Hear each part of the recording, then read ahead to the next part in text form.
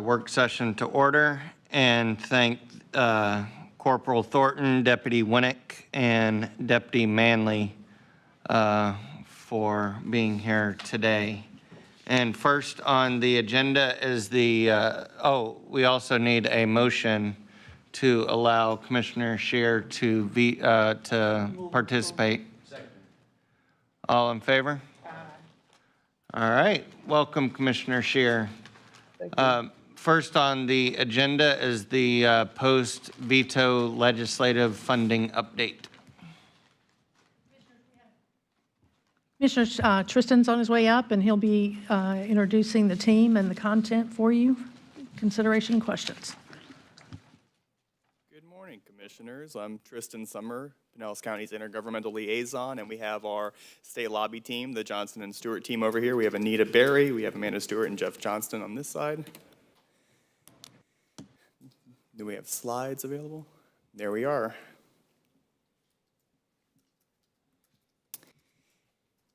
And before I get into the actual slide deck itself, I think it's important to note on the front end that this was an inherently difficult session to advance a lot of policy priorities. Executive leadership, legislative leadership, and a number of stakeholders across the spectrum all had a difficult time advancing their legislative priorities, and I'm sure we're all aware that local governments were in more of a defensive posture this past year with the homestead property tax conversation and all the miscellaneous preemptions that were coming down the pipeline. But one of the few areas where most stakeholders could play offense was through the appropriation request cycle. So now looking at a general state budget overview, the final budget was approved at $117.6 billion, and that came after $1.56 billion in vetoes, $810 million of which came from line item vetoes or your general member projects for the most part. If you jump down to the bottom of this page, you'll see other fiscal updates. The retirement package, which passed the legislature and was subsequently approved by the governor, included a 1.5% cost of living adjustment for special risk class retirees, and that includes law enforcement and firefighters. And then another high-profile piece of policy is the sovereign immunity bill, which would have raised sovereign immunity caps for local governments to $350,000 per person and $500,000 per incident, but that was vetoed by the governor. Next, we have our Pinellas County appropriation requests. This year we submitted 5, and we ended with around $15.5 million worth of awarded funding from the state. Just working through this list again, first you'll see the Eastlake Road Corridor Improvement Project Phase 1, which was awarded $7.5 million. Second on the list, we have the 31 Pump Station Control Panel Elevating Project, which came in just below $4 million. Third, we received $4 million for two generators at two separate special need facilities, which was a part of a larger hurricane shelter hardening project. Fourth, the Lellman Exchange Hurricane Shelter Hardening Project received $2 million from the legislature, but it was vetoed by the governor. And last on the list is our Seminole Junior Warhawk Field Improvement Project, which late through the budget cycle was not awarded any funding. Next, I won't spend too much time on these next three slides, but it's important to kind of work through a lot of the funding that fell within our guiding principles from this year's legislative program. Starting with affordable housing, the SHIP program was allocated $165.7 million. The SAIL program received $70.8 million, and $50 million was awarded for the Hometown Heroes housing program. Second on this list is our beach renourishment block. Statewide, DEP received $64 million for their beach management grant program. Just over $43 million of that came to Pinellas County for the Sand Key segment. So we're grateful for DEP's partnership within that grant program, and we're also grateful for Senator Hooper, Chair Hooper of Appropriations in the Senate, for his advocacy and his partnership on this issue. Last on this page is the Resilient Florida Grant Program, which ended with $160 million after $10 million in planning grants were vetoed. And there was also a $35 million allocation for resiliency activities and coral reef protection. On the Emergency Preparedness Response front, the Emergency Preparedness and Response Fund was recreated this past year through Senate Bill 7040. Through the budget process, that received $250 million in allocation funds. This next one, the statewide Web EOC initiative, it's $3.6 million. So in the grand scheme of things, that's a drop in the bucket, but it's pretty imperative for a lot of local governments with partnership, in partnership with the Florida Division of Emergency Management. But that $3.6 million was hard to come by, and I had late conversations with FDEM through the budget process. So just a little sidebar there. $4 million was awarded for the replanting of trees and timber impacted by natural disasters, and given the drought and recent wildfires in Florida, $104 million was allocated for that. On the cultural and museum grant front, we had $20 million allocated in the state budget. And at the bottom of this list, this wasn't captured by our legislative program, but I do think it's important to note because of the economic development impact that $80 million was awarded to Visit Florida, and then $40 million was also awarded to the Job Growth Grant Fund. And our last slide, there's a lot of information here, so I'll do my best to get through it briefly, but $396 million went to water quality improvement projects just across the board. And that includes wastewater, septic to sewer conversions, stormwater projects, and agriculture and nutrient reduction projects. Of that $396 million, $301 million went specifically to local water projects to construct, upgrade, and expand wastewater facilities. $20 million went to the acceleration of projects to meet scientific nutrient reduction goals, and $30 million went to water quality improvements through water management districts. Next on the list is basically combating impacts of harmful algal blooms to improve water quality, which saw a $23 million allocation. Jumping down to the State Transportation Work Program, there was $14.4 billion allocated, so a very substantial piece of the budget. And then last, we have our $4.9 billion allocation for highway construction and maintenance. And with all that said, are there any questions? Any questions? Commissioner Scott? Thank you, Mr. Chair. I just want to, Tristan, thank you for all your hard work. We did really well the county did really well this time in funding. Last year, not so good, but we did great this year. So I just want to thank you and Anita and Jeff and Amanda for all their hard work. Thank you, Commissioner.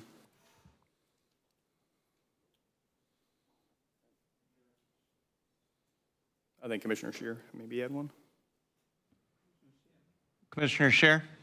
Yes, thank you, Chair. Yeah, Tristan, on those large amounts that were under the guiding principles, those go to a fund that we can apply for local projects? So, I mean, I don't understand so like the $300 million for these local sewer upgrade, is this a fund that we apply to try to get local projects approved, or? Yeah, so let's work through this list. I'll start with the bottom and work my way up. So on the highway construction and maintenance front, that's $4.9 billion, and that can fall kind of with within FDOT grant programs. On top of that, the state transportation work program, I guess I kind of have calling a friend here, but it's my understanding that that just goes to the work program and there's no grant opportunity within that, right? Anita's coming to back cleanup in case I messed any of that up. That's right, Tristan. So that goes to fund the 5-year work program through FDOT. So there are planned programs, obviously several here within Pinellas County and the Tampa Bay region. And so that goes to fund that pipeline of projects. And those are the ones that Forward Pinellas would make application for. Sure. Right. Ford Pinellas, I'm sure, has a role in the prioritization So, of some so of those projects. these big numbers up here, the local water projects, are those already spoken for, or is it stuff we can ask for? Or? I can take that one. It's both, right? So one of the reasons why that $396 million is so substantial is because it's in part grant programs, and it in part includes some of the projects that local governments had submitted and were awarded. So for example, like our 31 pump station project, which just came in at under $4 million, this technically would fall within that category. So this is all inclusive across the state, any county, any local government, any of their requests that were submitted and approved falls into this bucket. But also you have, like the state revolving loan grant program, that should fall in here as well, and various programs through DEP. So that one's all encompassing. And I think it's to answer your question on the state transportation work program front, yeah, so it's my understanding that pretty much local governments and Forward Pinellas, any MPO for that matter, would be in partnership with FDOT to kind of identify corridor needs, identify regional needs, kind of across the spectrum. Okay, thank you. Thank you. Commissioner Flowers. Thank you for the presentation. Start taking your vitamins for January. But while they're here, I just wanted to say thank you to Johnson and Stewart for your support of the Florida Association of Counties, and thank you for your support of the programs that I had while I was there. So I wanted to publicly say thank you, even though I said thank you anyway. And I wanted to echo what Commissioner Scott said. Y'all did a wonderful job this year in a very tough legislative environment and bringing home our projects. And I've known Amanda for probably over 20 years. We were legislative aides together in the Florida House, and she was, I think, the youngest of the legislative aides at that time. And I won't tell any embarrassing stories, other than 1 year I transferred into her office, because every 2 years you get new offices. And she left me some presents. I thought it was going to be candy, but it was empty candy wrappers. All in her desk. But other than that, they have done a great job for Pinellas County and our residents. So you do owe me some candy from 20 years ago. Anything else? All righty. Thank you very much. Next is agenda review. Excuse me, Mr. Chair, I believe Commissioner Scheer had raised his hand. We already moved past that. Oh, Commissioner Scheer. Yeah, thank you, Chair. I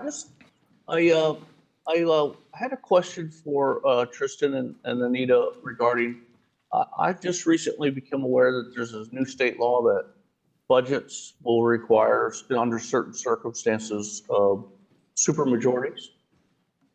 And I was wondering if they could get us a memo on that new law and how it affects the different our budget coming up, and also, we all serve on different boards that are taxing authorities as well. So I don't remember ever seeing a memo on that law. So Yeah, Commissioner, just to clarify, so I think you're referring to the concurrent policy that was passed with the homestead property tax exemption, right? So there was House Bill 1, which was the homestead exemption itself, and there was 4, which was the concurrent policy, which kind of changed some of the structures to, yes, those voting blocks. Yeah, I can draft and work with staff on a memo to send you all. but that is state law now, right? I mean, that passed. Correct. Right? Correct. So, okay, because it'd be really important to know what kind of budget requires a supermajority and what doesn't, because I don't have them.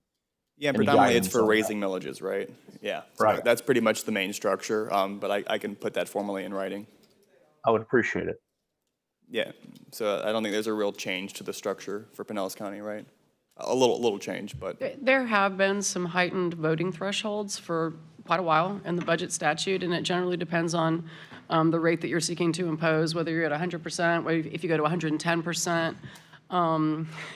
I'm sure Chris can speak to it, but there's forms that you fill out every year for all of the different funds, and it's based on the formula and what that formula kicks out. I couldn't even try to explain how that formula works, but it's basically dependent on the level of millage you're trying to impose and whether it's, got 100%, 110%. As you go up, the threshold goes up from like supermajority to at times unanimous. Good morning, Commissioners. Thank you for bringing me up. And the county attorney was 100% spot on, as was Tristan. And we're going to actually be talking about that on Tuesday when we talk about the maximum millage rates. So, Commissioner, we will bring that to the body on Tuesday. Okay, thank you. Thank you.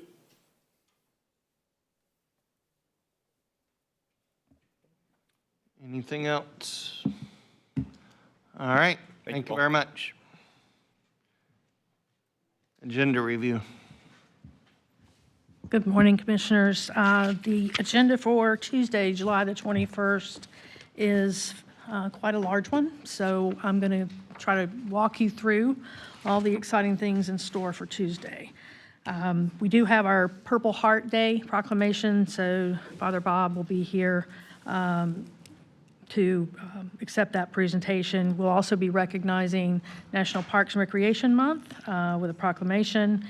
Brian Loack and CVB will be here for the 727 Day proclamation. And then we have a partner presentation that'll be made by our Clerk of Court, Ken Burke, regarding the annual comprehensive financial report.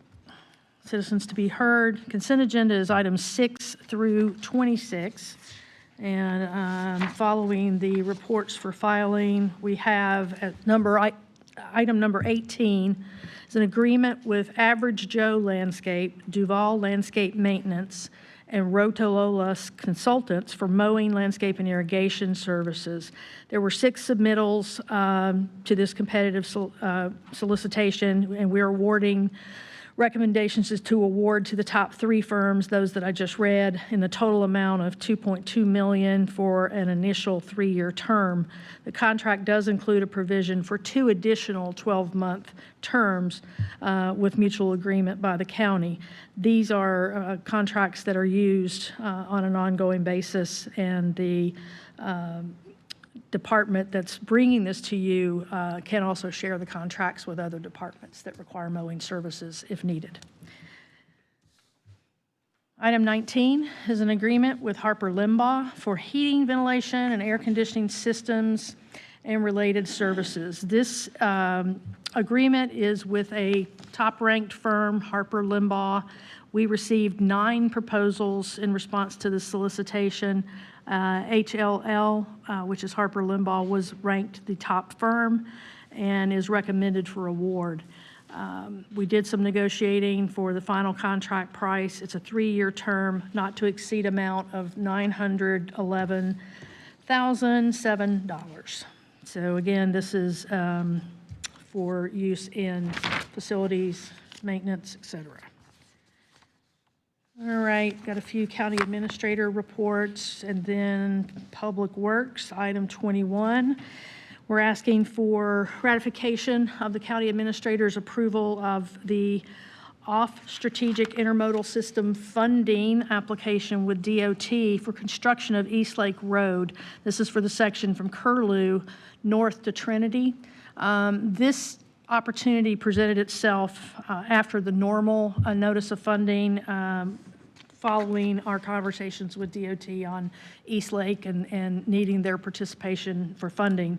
So the grant request is for $140 million for construction of the project. This would be fiscal year 31 to 36.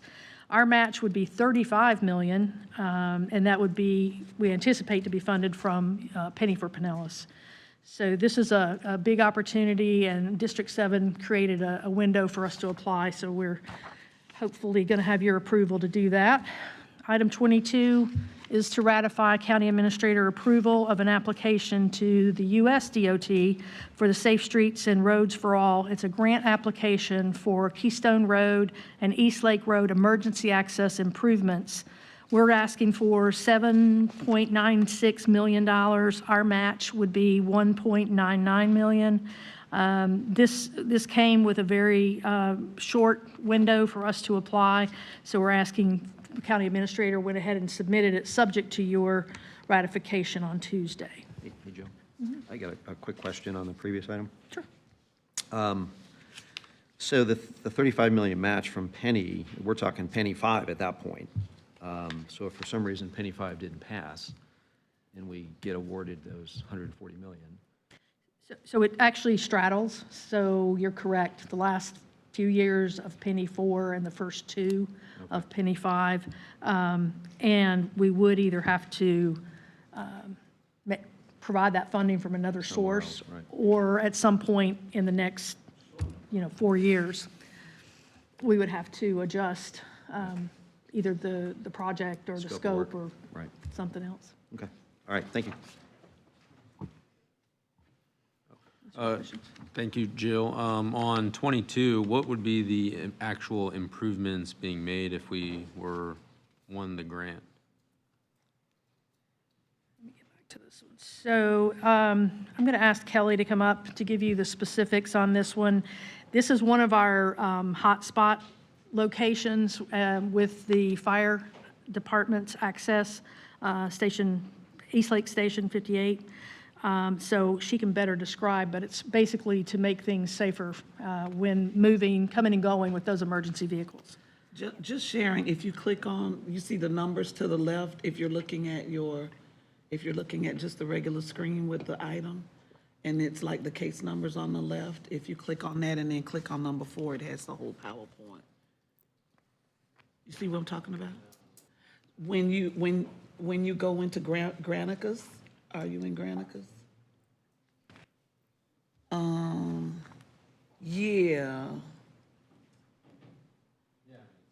Yeah, that's the PowerPoint. Yeah, it was like 70 items, so I didn't have a chance to go through the No, 10 attachments. I didn't know one if you item. if you knew Yeah. that was present, Yeah. so that's why I'm sharing. Thank you.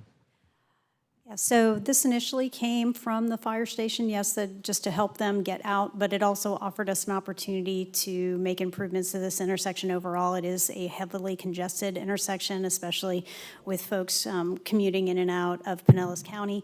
It includes extending left turn lanes as you're going to head south on East Lake Road. We're adding a trip left there, and we're adding a second through lane to the west on Keystone. So it's more than just signalization improvements. It's a lot of structural improvements that intersection is, as well as the technology. And we just had a public information meeting a couple of weeks ago. We have a project website, and the recording of that public meeting is on the website as well. So good attendance. Thank you. Okay, item 23 is award of a bid to Axel Construction LLC. This is for the solid waste administration building HVAC renovation. We received 3 bids, and the award recommendation to Axel Construction in the amount of $893,148.50 as the lowest responsible bidder. They have 1 year to complete the work.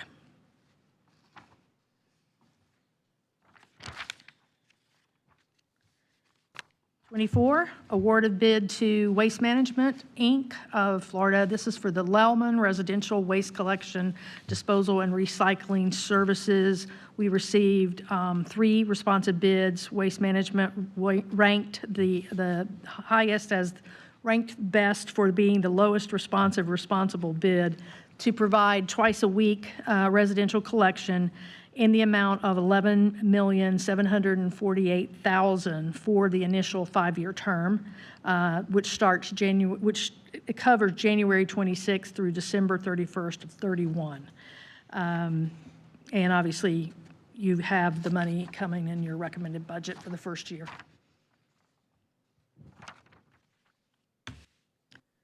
Okay, item 25, ranking of firms in an agreement with PCL Construction for Pump Station 16 improvements.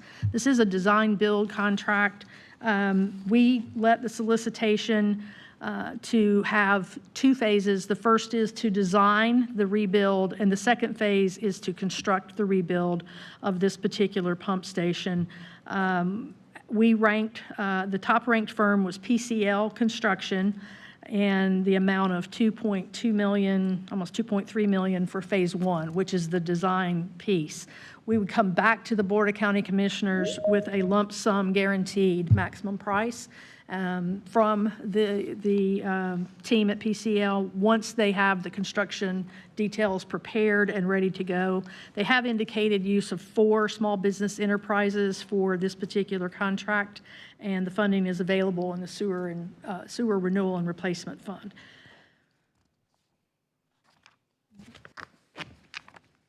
'26 is the report of lawsuits we have been served with over the last month, and also includes appeals that have come in over the last quarter.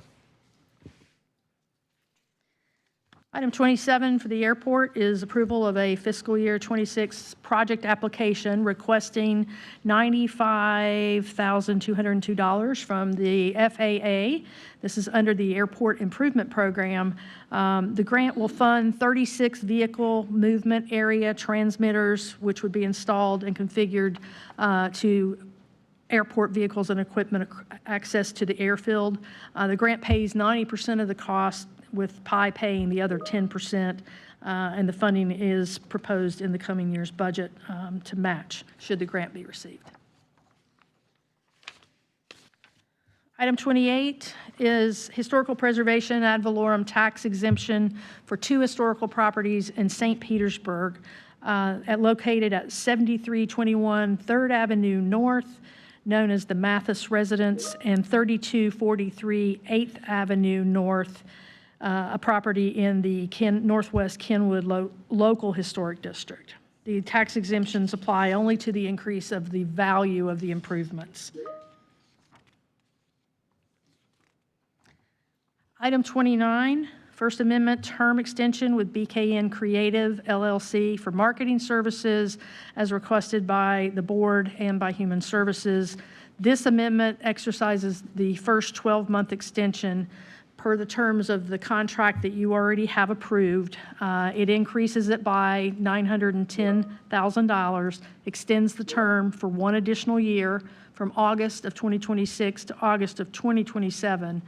The amendment gives 200 hours of marketing development and support from BKN each month for a total of $420,000, and an advertising budget of an additional $490,000. I believe that you've previously discussed this. The funding source for this is the opioid settlement funds, and I believe the recommendation's consistent with what the board was seeking for BKN. Item 30 is a resolution declaring Pinellas County government as a hybrid entity for Health Insurance Portability and Accountability Act. The resolution designates Pinellas County as a HIPAA hybrid entity and identifies the specific departments, divisions, and programs that serve as healthcare components, covered entities, and business associates. We were previously designated as a HIPAA entity in 2003, an amendment in 2010 to reflect some departmental restructuring. There is no public hearing required for this particular item. Item 31, this is the funding recommendations for fiscal year 2027 Human Services Social Action Grant Program. This item was rescheduled for you from June 16th to the agenda for Tuesday. At present, the proposed fiscal year 27 budget will not include the full 1.7 million funding allocation that this particular agenda item represents. We would like to ask that you discuss this on Tuesday and make a decision, or to continue this item again to August the 25th, which would follow your ability to review the budget and those specifics. So, obviously there's only 5 of you here today, but that would be our request or recommendation, is that you go ahead and postpone it until you've had a chance to have your budget conversations. It is the not. entire is not included. Commissioner Flowers, did you have a question or comment? Yes, sir. That was going to be the same thing in alignment, is because one of the things I don't like doing is, once an entity has already scored and marked applications, that then, because there's a reduction in funds, we sit here and try to score and remark. Correct. Or try to figure out who's going to take the hit and who's not. So I do support putting this off until we know for sure what's what. And that way, whatever dollar amount that they're going to get, Right. whatever process we use, because apparently they met the scoring guidelines to receive the dollar amounts that we received, that they were going to be allocated if we had approved them at our last meeting. So some formula should be figured out that is consistent if the funds are going to be reduced, because it may or may not mean that those individuals who were at the bottom will now be kicked off completely from funding. Because if I recall, when I read the backup documents, there were like 2 or 3 organizations that if there was money, they would roll up. Yeah. It may very well be that some of those that were scheduled for money will roll down, so. And this is a timing consideration, obviously. We started this process way back at the beginning of March, actually, I think in late February probably, because we were already out for the proposals. So from a timing perspective, what we thought we were going to be able to recommend for fiscal year 27 and where we find ourselves today, it's just a little different. So you'll have an opportunity to discuss those. Thank you. Thank you, sir. Item 32 is the Service Area Competition Grant Award with U.S. Department of Health and Human Services. This is for the Health Care for the Homeless program, which is intended for the 4-year period, March of this year through February of 2030. The federal funding in the amount of $1.926 million per year supports the provision of medical, dental, and behavioral health care for individuals experiencing homelessness, and they receive the care through the Bay Care Clinic and the mobile medical unit. This notice represents the remainder of the current year's budget funding and includes a one-time award of funding in the amount of $67,000 in support of ending the HIV epidemic primary care HIV prevention program. We anticipate applying non-federal funds to the program totaling approximately $5.4 million per year.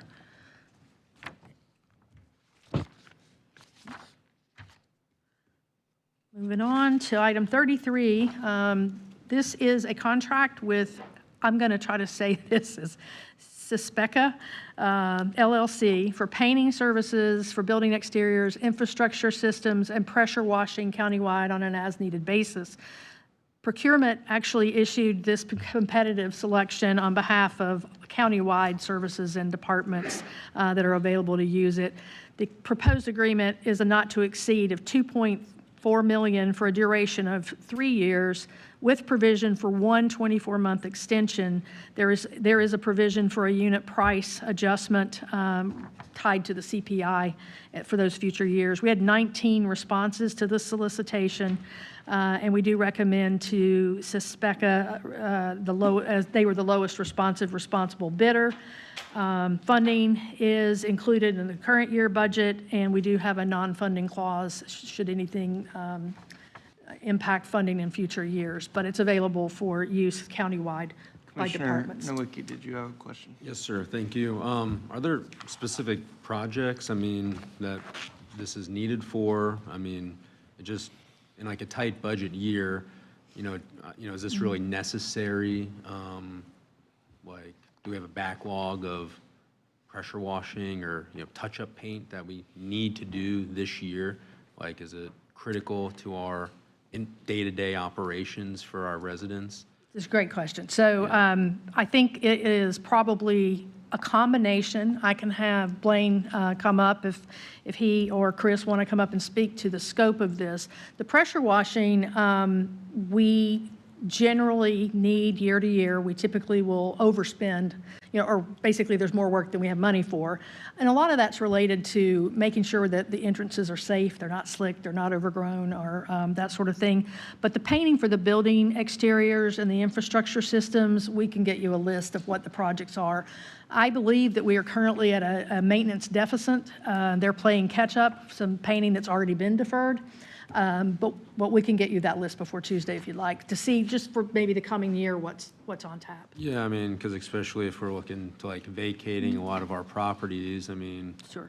there's, some touch-up paint on a few buildings that hardly get used or caulking, by residents, is that the highest and best use if we're going to leave the buildings in a few Right. years? Is that, And you can see the list. I mean, this is Yeah. not all general fund. So this is buildings across your portfolio, including like the Star Center. It costs a lot to take care of that building, Right. as you know. So we can get you the list, but utilities is included in here, Right. surface water utility, all of that. But the work plan or the departments that would be using this contract, we can get those details for you. and then I had one more question in the bid. I didn't understand it 100%. If they use recycled materials, they could charge 10% more. It said that there was a price preference to be allowed up to an amount not to exceed 10%. That the Director of Purchasing will recommend for recycled materials. Is that, so they would be able to say, oh, we use recycled materials, give a list, Give and then more charge money, yeah. 10% more? Let's ask Chris Rose to come up. Thank you. His staff prepared this one. Good morning again, Commissioners. Commissioner, we're going to have to get that back to you. I don't have it with me right now, but we will have it by Tuesday, sooner. Alrighty, thank you. Thank you. Thank you, Vice Chair. Good catch.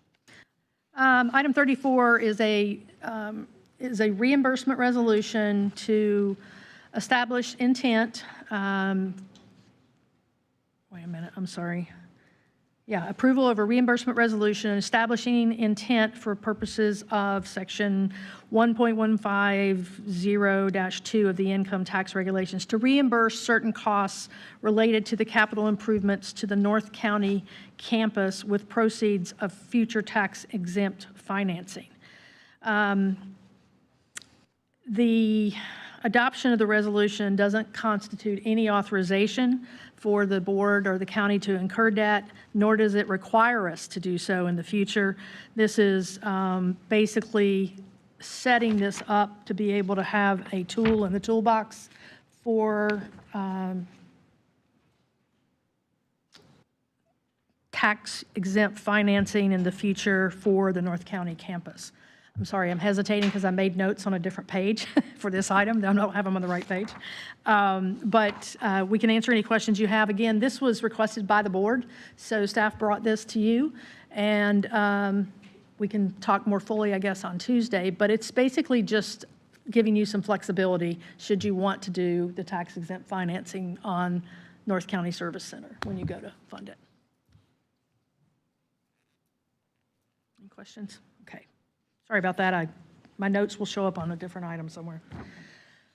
Item number 35, this is your approval to declare to the public pertaining to the closure of the 119th Street North Class 3 landfill, as formerly known as the Pierce landfill in Seminole. This action notifies the public and future owners of and users of the site that any activity that involves disturbing that land will require consultation with DEP. It's essentially a be forever into the future aware that if you're going to do anything on this property that's going to disturb it, you're going to need to coordinate relative to the closure. Make sure anything we do in the future is consistent with that. Item 36 is approval of environmental assessment determinations and the compliance findings for State of Florida, the Department of Commerce. This is related to our block grant for the Joes Creek Restoration and Greenway Trail project. We have to have this assessment to determine any significant impacts on the human environment. The assessment has been completed. Determination found no significant impact, and so we'll now file that as part of our CDBG documentation with the state. There's no money associated with that other than the cost of the assessment. So. Item 37 is approval of the grant application and adoption of the associated resolution requesting inclusion of county beach erosion control projects in the Florida Beach Management Funding Assistance Program for the coming 2 fiscal years in their long-range budget plan. This funding would be used to reimburse the costs we've incurred for construction and monitoring for the Upham Beach renourishment in 2025. Eligible costs are $4.3 million. The grant application to DEP is $862,592, and that would go to reimburse the tourist development tax that we used. Item 38, similarly, is a request of the same type and resolution seeking inclusion of our project in the long-range budget plan for the Florida DEP. Beach erosion control projects. This funding will be used to reimburse construction and monitoring costs for the Treasure Island nourishment project last year. And our grant application to DEP is almost $5 million, a little under $5 million for that purpose.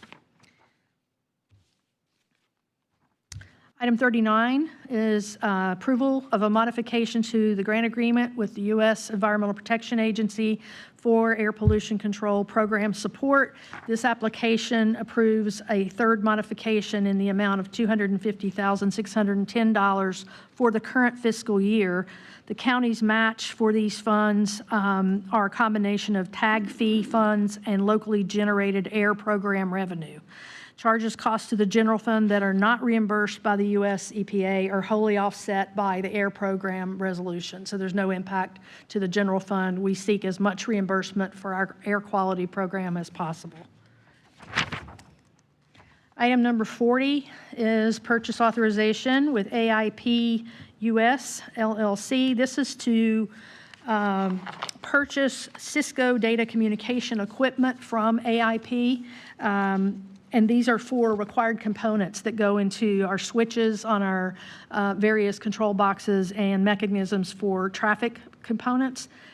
This is a state of Utah contract that we're piggybacking on, and it's a one-time purchase intended to be $348,540.86. And we did look at other alternatives for procuring these costs and compared them. This particular contract gives us savings of $40,000 as compared with the next lowest competitive contract for those equipment pieces. So yay, Utah. 41 is approval of the state-funded county incentive grant program agreement and a resolution with DOT. This is for construction activities for advanced traffic management systems and ITS. This is on Dumie Road from Tom Stewart Causeway, Madeira Beach Causeway, north to Almerton Road for that section. This has been in our work plan, and you have provided funding for this from the local option fuel tax and the Transportation Trust Fund. The agreement would give us $2.932 million, with the DOT portion of that being $1.466200, and then the county match being the same amount for a project to be funded in fiscal year 27 and 28. So we'll offset our costs. Item 42 is agreement with 3 firms for the requirements of waste to energy, facility, continuing professional services, engineering services. This is on an as-needed basis. We received 5 submittals, and those were ranked, and we are recommending the top 3 firms, HDR, CDM Smith, and Arcadis, and a total amount of $21 million, which would be $7 million per firm for a 5-year term, and that's in accordance with the CCNA Act. These are, again, these are used on an as-needed basis, so there are no currently defined projects. It's simply to have the expertise of engineering companies in support of the solid waste enterprise, and we come back with a contract portion on any use of those. So they get a specific proposal. So these are as needed, when needed. Item 43 is resolution repealing Resolution 0559, terminating the municipal recycling reimbursement grant program. We can, there's my notes on the other item. Wrong resolution. This program has been in place with our partner municipalities to reimburse them for costs related to recycling. It's been in place for a number of years. We have been discussing, as you know, very much recycling and the costs and participations. The technical management committee has reviewed this. They believe that the funding is better spent on developing alternative solid waste diversion programs because really what we think we were seeing is that the monies were simply reimbursing the costs to the municipalities of their existing recycling programs. It wasn't necessarily making them better or larger or improving the participation rates. So we believe that we can put together a joint program. You'll see that in your budget proposal for solid waste, that this funding portion of it would be redirected. Some of it will go back to the enterprise balance. So wanted to discontinue that, and all of our partners are aware of this proposed conclusion. Item 44 is a change order in the amount of $5 million to our agreement with Roland DE for the annual sanitary sewer repairs and extension for fiscal years 24 through 26. The contract was approved by the board back in 24 for $10.2 million, with all the work to be completed in 702 years. Change order number 1 was approved last year in July of 25, increasing the agreement by $5 million. And so this change order would add an additional $5 million for a 2-year period, extending the contract through October 16th of 2027. This is, again, a contract that's available to us on an as-needed basis. There's no obligation to spend any money, and there's no obligation until we have a specific assignment and scope and a purchase order that's issued or a contract that comes to you, depending on the amount. Item 45 is the First Amendment to agreement with SAC Enterprises for flood barriers and termination of agreement for cause with Engineering Inspection and Restoration Services, LLC. This item does 2 things, as I just read. The first is we awarded agreements with 2 companies back in December of 2025, EIRS and SAK. The First Amendment basically revises the scope of work to include all flood barrier locations and reallocates the funding from a terminated agreement with SAK to an amended agreement, terminated agreement with EIRS, and then giving that work to the other vendor, SAK, for a new revised total for their contract of $385,400.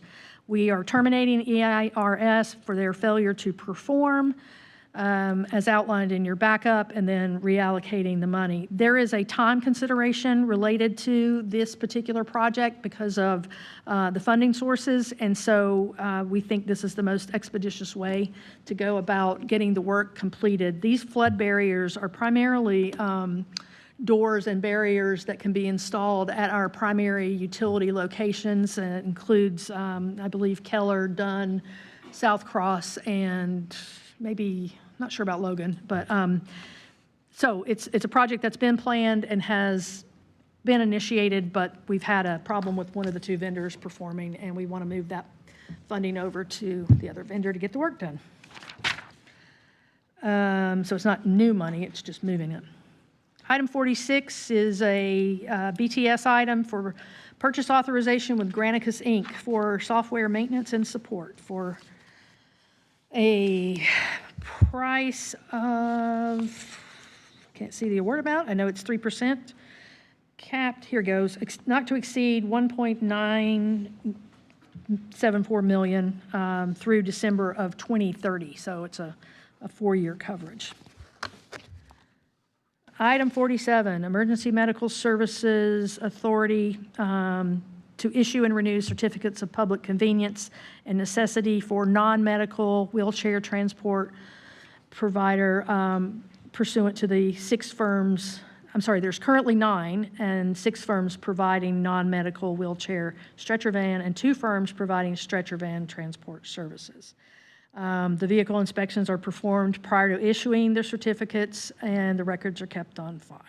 There's no financial impact related to these certifications. Under item number 48, this is a request to initiate litigation on the referenced matter. This is a housing discrimination case that was investigated by the Office of Human Rights. Under item 49, this is a ratification of chair's authority that was provided by the chair in an animal cruelty case where we had filed a petition after taking custody of the animal. Under item number 50, this is a request to initiate litigation in the referenced matter. This is actually a matter that came out of an Inspector General investigation, and this relates to a former employee who we are seeking compensation from related to fraudulent time cards. Under item 51, this is a ratification of a counterclaim that the county attorney's office has already filed. The original lawsuit is actually reported on the consent agenda item from when the county was served. This is a ratification of a counterclaim that we filed in this same action. We bring counterclaims to you all for ratification if we need to file them given time constraints or prior to, because really a counterclaim is very similar to an independent lawsuit. Under item number 52, this is a ratification, unfortunately, of another animal cruelty case where we have taken petition of the animal and needed to file that petition within 10 days. Under item 53, this is another ratification. This is a matter that we filed due to the very rapidly tolling of the statute of limitations in this matter. This is to seek recovery for damages to some infrastructure, some county infrastructure. And the remaining 2 cases are confidential settlements. I think I see the folder has made it over to you, Commissioner Scott. I'll retrieve that at the end of the meeting, but those 2 cases are both discussed in the folder that you have had access to. And under item number 56, I currently do not anticipate any county attorney reports. Item number 57, county administrator reports. As Chris indicated, you'll be discussing your maximum millages, and it's possible that Barry will have more things. We'll know when he gets back. So, let's see, you have appointments coming up to item 58, Emergency Medical Services Advisory Council. And you're going to be using a voice vote on that one. And then you have item 59, which is appointments to the Parks and Conservation Resources Advisory Board. These are from the commission as a whole. Item 60, appointment to the Solid Waste Technical Management Committee. There will be a ballot for this vote. You've got 10 applicants. And 61, appointments to the Suncoast Health Council. Again, commission as a whole, making 3 appointments. And then you have county commission new business as item number 62. And then we go, have a little break. We come back at 6 for our public hearing. 63 is a countywide planning authority amendment. So let's see, this applicant's requesting to increase the allowable residential equivalent density associated with an existing assisted living facility to support a potential future increase in bed capacity. Would increase the density from 10 units per acre to 15 units per acre. And the Forward Pinellas and Planning Advisory Committee each unanimously recommended approval of the proposal, which is for the facility at 2446 Nursery Road. Item 64, case number whatever. This is countywide plan map amendment in the North Greenwood Community Redevelopment Area regarding 491.5 acres, more or less. City of Clearwater is making this application, and all the property owners have been notified. This item has gone to the Forward Pinellas Board. They unanimously approved a continuance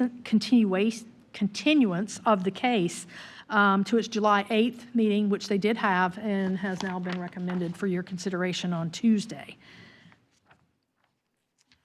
65 is a countywide plan map amendment in the town of Redington Shores, seeking an amendment from commercial general to residential low medium for property that's within an established waterfront residential neighborhood and historically containing a non-conforming single-family residence. The site's currently vacant following demolition. Forward Pinellas and the Planners Advisory Committee each unanimously recommended approval of the proposal. Item 66 is requested to be withdrawn at the request of the City of Pinellas Park. They had submitted this application to amend the countywide plan after receiving communication from the state of Florida citing the proposal violated Senate Bill 180. The city requested the case be withdrawn. And Forward Pinellas Board voted to support that withdrawal. Item 67 is resolution adopting an increased solid waste tipping fee for fiscal years 27 and 28. This item was discussed with you in your budget information sessions and is a part of the 3-year rates that you have previously established to be put in place. The rate is an 8% increase over the 26 rate based upon the rate study that you approved and included in your current year budget. The tipping fees revenues are receipted to the solid waste fund, of course, and included right now in the fiscal year 27 proposed budget in the amount of $64,175,640. Item 68 is annual certificate of non-ad valorem assessment roll and resolution increasing the non-ad valorem assessment for the Lellman Solid Waste Collection and Disposal District. This is the method by which you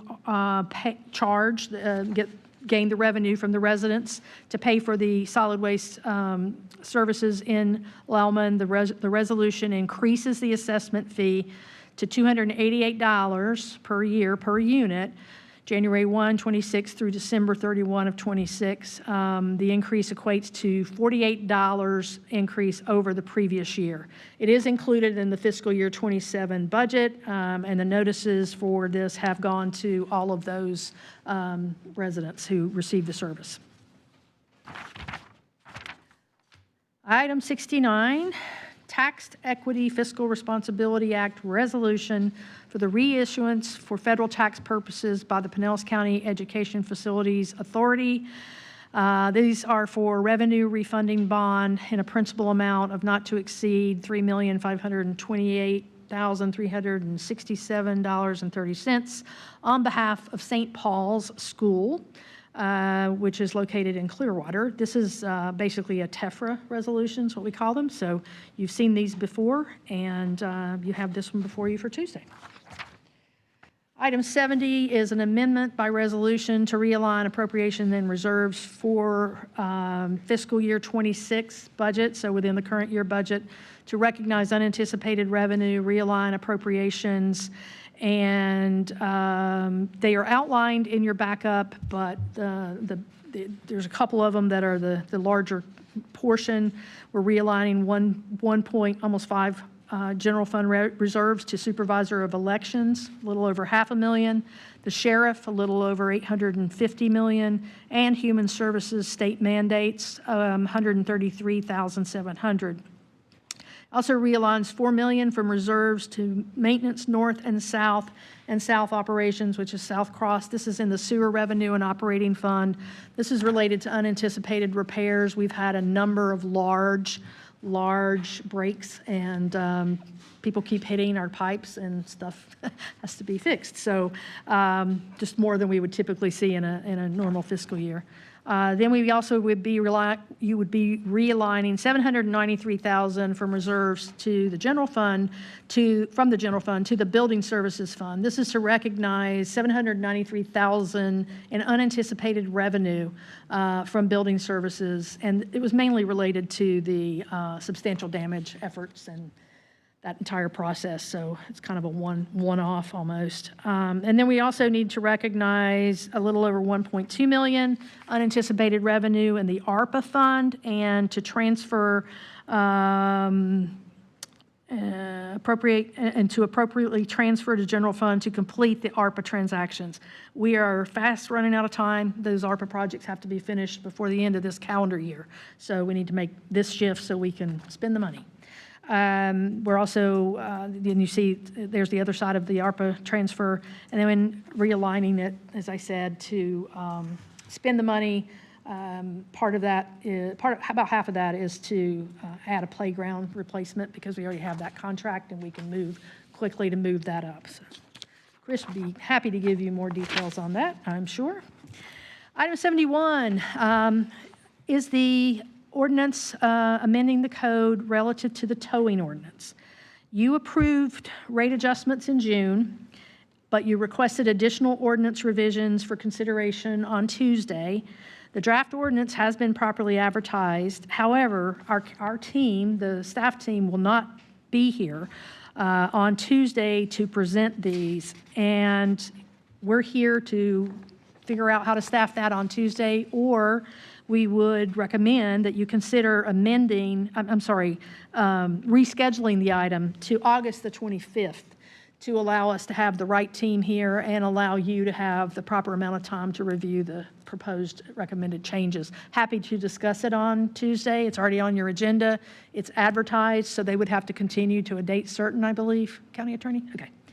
Yeah, so, but staff would like to move it a month if possible. Mr. Chair. Commissioner Flowers. Thank you. If you all haven't already done so, I would strongly suggest somebody reach out to Commissioner Peters, because this is her hot button topic. And the concern that was expressed was that we have had continuation after continuation after continuation. And so now we're asking for a continuation again because persons aren't in place. I'm assuming they're on vacation. Yes, that's correct. So my strong suggestion would be to somebody speak with her before Tuesday. And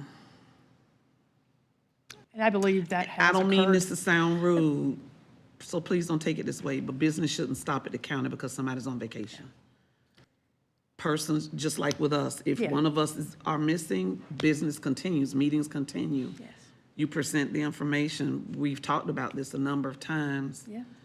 And we will be prepared to staff it on Yeah. Tuesday. We just wanted you to know that you're resident experts, because they thought it was going to be done, right? Right. We didn't think it was going to be continued to July, so they Right. thought they were safe. And like I said, I'm hope I'm not sounding mean and curt or whatever, but I just know that we've been talking about this since I became a commissioner in 2020. So, yes, sir. Commissioners, I Matt saw you Spore. wink your eye. How you doing? Good, how are you? Assistant County Administrator. So I just want to be clear, we do have staff that will be here that Yeah. can do the presentation. We just don't have the full team. To your point, we have 2 members of our team that are on vacation. We will be ready to do what the commission wants to do on Tuesday, and we will have a presentation, but we will not have the full team, that's all. Yeah. I mean, it's advertised, you're ready to go if that's what you choose to do. Just sharing, because I'm sure representatives from their community will be here, and so Yes. anyway, just sharing. Yeah, it's on the agenda. You're right. Thank you, Mr. Chair. That's what I have. Yes, ma'am. Thank you. Does anybody have anything else?